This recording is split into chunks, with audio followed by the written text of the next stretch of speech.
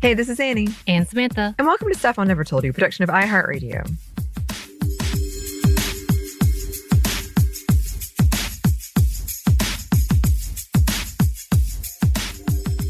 And y'all, go ahead and put this again. I feel like we do this so much with this segment specifically. Pronunciations, we're trying our best. We are speaking about an indigenous Maori activist. So when it comes to the Maori language, we don't know it. Point blank. I definitely don't know it. So did try and find the pronunciations. It's a little difficult. Some things were a lot easier to find than others. So if you hear us struggling, we're trying.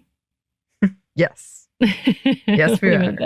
And with that, today we are talking about an Indigenous New Zealander activist, Kera Sherwood-O'Regan. Sherwood-O'Regan is a disability, climate, and Indigenous rights activist. She has been vocal about different issues and needs when it comes to climate change and Indigenous and disability issues. Again, she's one of those that is intersectional to the core and understands the depth about how they overlap and why the needs need to be handled intersectionally.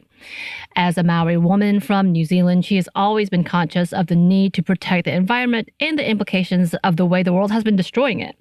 Here's a bit from her blog found at keraoregan.wordpress.com. I hail from the beautiful Te Wāponamu, the South Island of Aotearoa, New Zealand, and these days am based in the sunny Tamaki Makura, Auckland, on Ngāti Vatua and Ngāti Pawa land. I am an interdisciplinary storyteller and changemaker working at the intersections of Indigenous and disability rights, huora, or health, and climate change. Having lived experience of disability and a diagnosis of fibromyalgia and growing up surrounded by empowering Maori changemakers, I am passionate about making social change movements accessible and equitable for all. Alongside my partner, I am the co-director of social impact and creative agency Activate, and I'm also the founder of Fibromyalgia Aotearoa New Zealand, a network providing support and advocacy for people living with chronic pain conditions.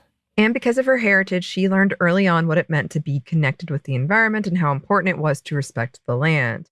In an article written for Colorado.edu, they say, Sherwood-O'Regan was young. Her parents gathered the pito, umbilical cord, that had nurtured her in the womb, and per tradition, buried it on sacred coastal grounds in Te Wāponamu, the South Island of New Zealand, alongside the remains of her ancestors. Growing up in the Kaitau tribe, she learned early on to treat Auraki, the chiefly mountain of her people, and Wataki, their river, with reverence. When she went fishing with her dad, he would always throw the first catch back to Takaroa, the god of the oceans, to ensure the sustainability of the fish stocks for future generations.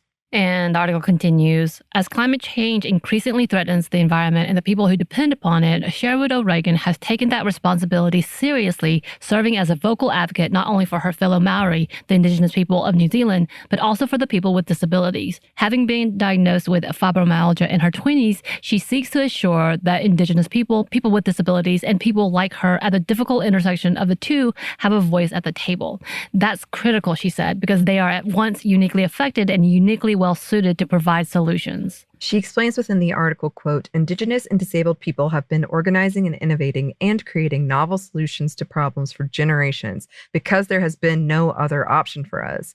But only very recently have our views and experiences been accepted as part of the mainstream climate conversation. And that's something she's highlighted throughout her career, the importance of the intersectionalities of these movements.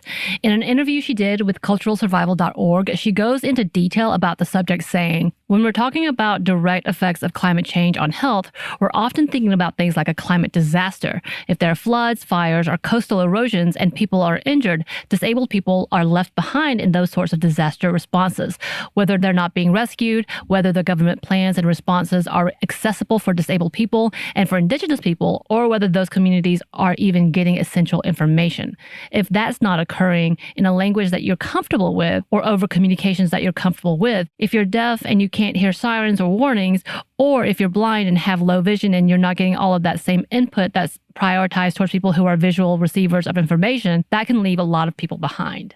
And she continues, as the temperature rises, obviously that has some direct effects in terms of people's health.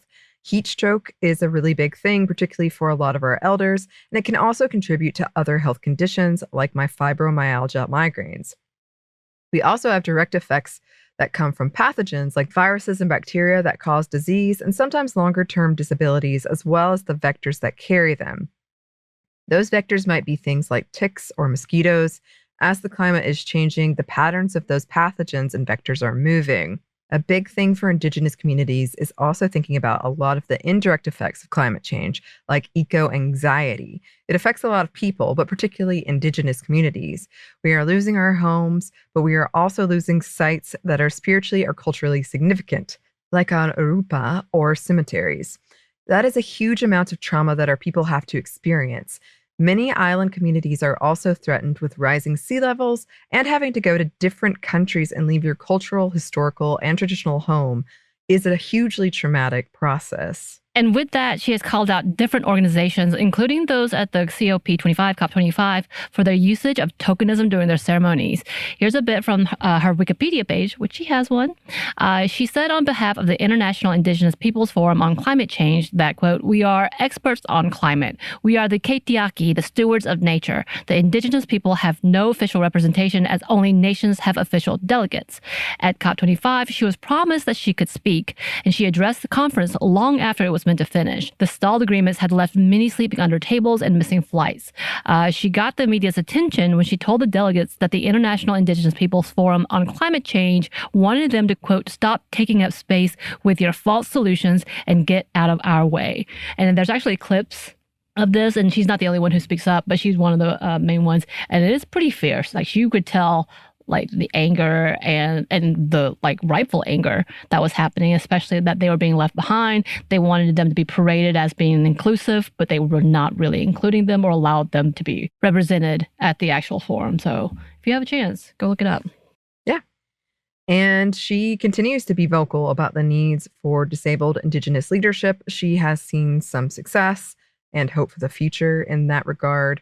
From a culturalsurvival.org interview, quote, "One of the things that's been really important is the solidarity between Indigenous and disabled groups at the United Nations climate negotiations.